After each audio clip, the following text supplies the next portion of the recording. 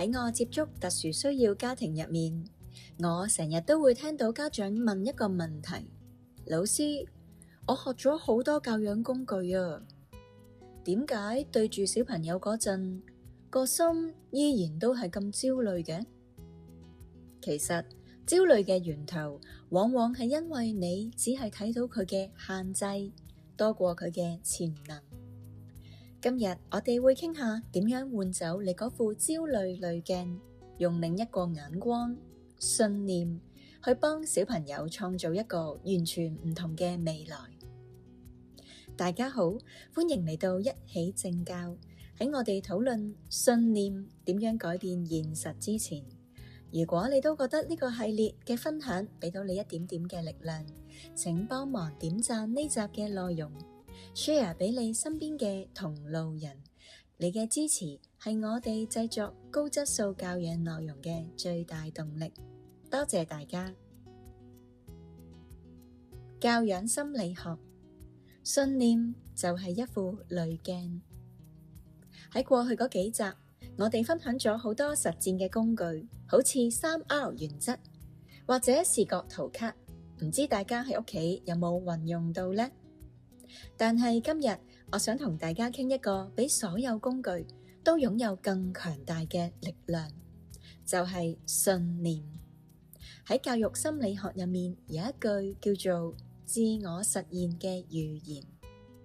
我哋心底對小朋友嘅信念就好似一副濾鏡，但係有部分家長好多時只係出於溺愛，戴上咗另一副濾鏡。嗰副濾鏡係點嘅呢？就係覺得小朋友好弱啊，佢乜都做唔到。結果呢，家長就會好自然咁樣事事代勞，過分保護小朋友，比較少機會去實踐自己所學嘅嘢。家長嘅唔相信，反而係會剝奪咗佢學習嘅機會。相反，當你堅定咁樣相信佢係得㗎，就算佢嘅起步慢啲，行得慢啲，我哋預期小朋友成功嘅可能性都會大大咁樣增加。阿里嘅故事，由相信到放手。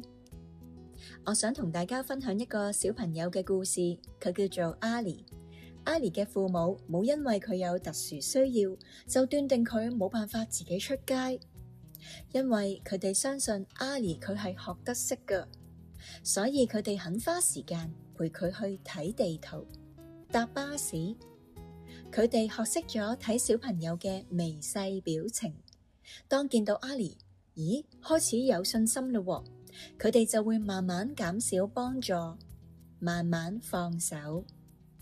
最後因為呢份信任，阿里喺父母嘅眼中變成一個更有能力嘅人，能夠自己簡單去出行搭車，平安咁返屋企，漸漸變得更加有自信。不過每位小朋友發展情況不一，各位家長可以因應小朋友嘅能力發展而訓練屬於佢哋自己嘅技能。正向教養工具，描述性鼓勵。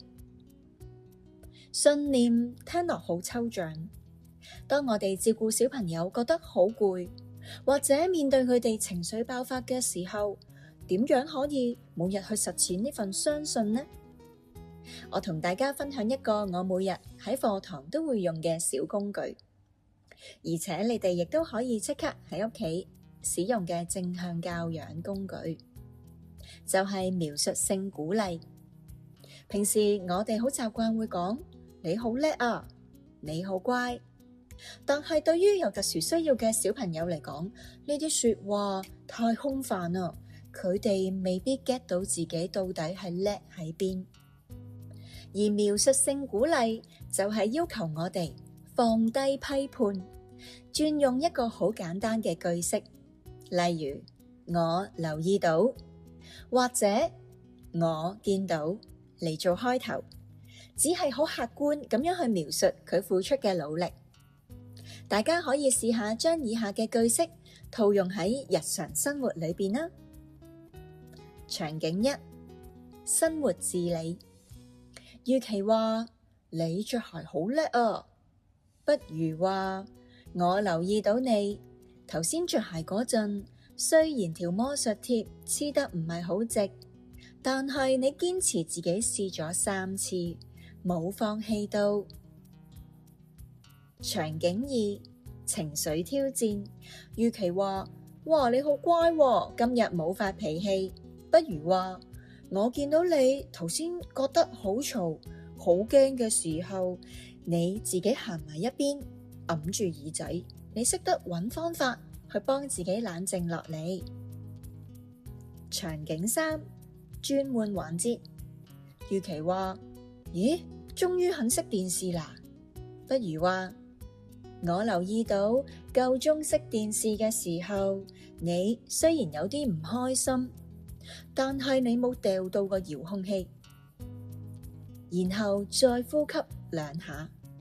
我睇得出你真係好努力去控制自己。點解呢個工具咁有魔力呢？因為當你要講得出我留意到小朋友嘅狀況，你首先係要去認真諗一諗，咦，小朋友身上究竟有啲咩微細嘅進步呢？當你每日都將呢啲微細嘅進步描述出嚟，你唔單止係向小朋友展現緊你其實係有留意佢㗎，亦都係有欣賞佢。而呢份相信同埋欣賞，小朋友會透過你嘅說話感染到佢哋，真正咁樣去相信翻佢哋自己。佢哋係一個有能力嘅小朋友，係一個有能力嘅人。呢一步可以幫助我哋多啲留意小朋友嘅潛能同埋進步嘅地方，少一啲聚焦佢哋嘅限制。最後，今日想送俾大家一句說話：你對小朋友嘅信任就係你俾佢最大嘅禮物。教養小朋友好比一場馬拉松，請記得好好照顧自己，你會更有力量感染孩子。相信自己係有能力嘅人。多謝你收聽今日嘅分享。如果你喺教養過程入面都有過一個令你好感動嘅相信時刻，又或者你今晚嘗試咗用描述性鼓勵，歡迎喺下面留言話我知。記得訂閱呢個頻道，撳一撳個鐘仔。我哋下次見啦，拜拜。